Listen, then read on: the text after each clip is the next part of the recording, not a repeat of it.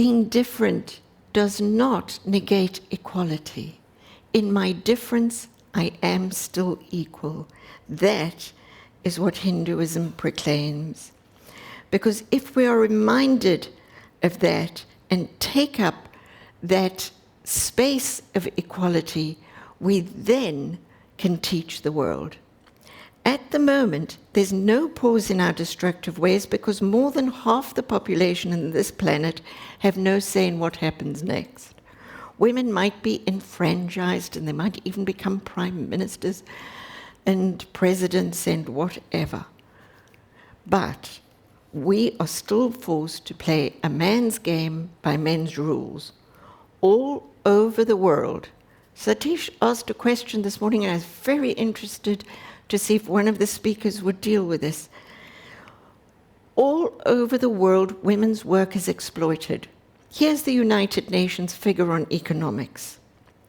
Globally, women do 2/3 of the world's work for 5% of its income and 1% of its capital. I'm going to repeat that. Women do 2/3 of the world's work for 5% of its income and 1% of its capital. That is shameful. How did it happen? Well, Europe, England, Spain, Portugal, Holland, Germany, the whole cabal, colonized the rest of the world from the 15th century onwards, and they took their religion, Christianity, with them. They went with the bullet and the Bible, one in each hand. Of course, maybe unwittingly, they also took smallpox and polio and the flu virus. And cultures, societies, and alternate customs and values were all but annihilated. The Abrahamic traditions then imposed their worldview on the world, and it is a worldview on women that was a shame then, and it is still a shame.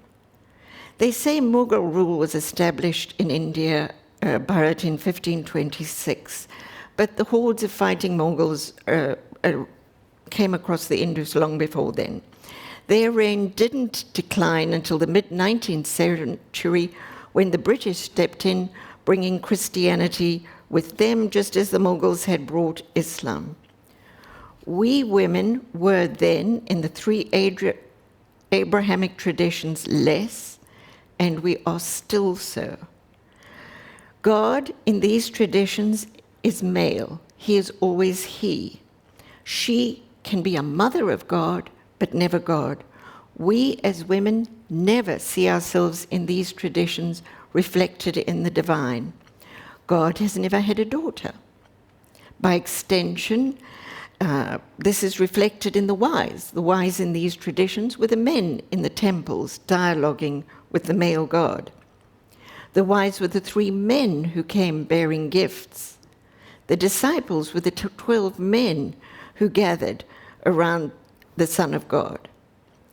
This has cast a long shadow over India, as it has the rest of the world, and we struggle with it still.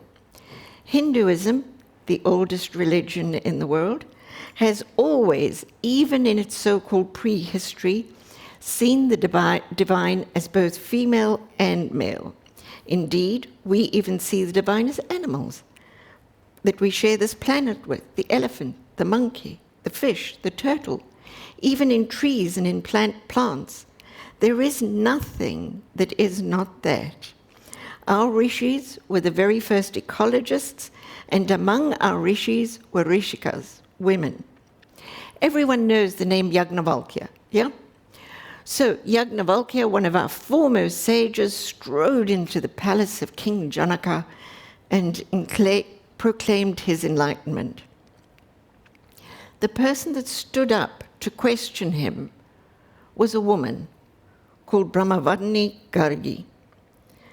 No one said to her, "Hey, you're just a woman, shut up, cover up and go home." No one stopped her. I don't think anyone would have dared.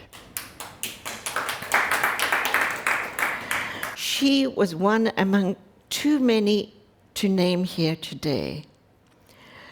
Bharat must throw off this shadow cast by the Abrahamic traditions in relation to women. The shadow that said, we are unclean, we must be removed from society and from learning, we must always be covered and our bodies hidden from view along with our work. When women are equal decision makers, not playing a man's game as we are required to do now, then the pause button will become bigger in human consciousness. Why? Because as Pandit Satishji pointed out this morning, we are the creators of the next generation. So we have a vested interest in keeping it all going.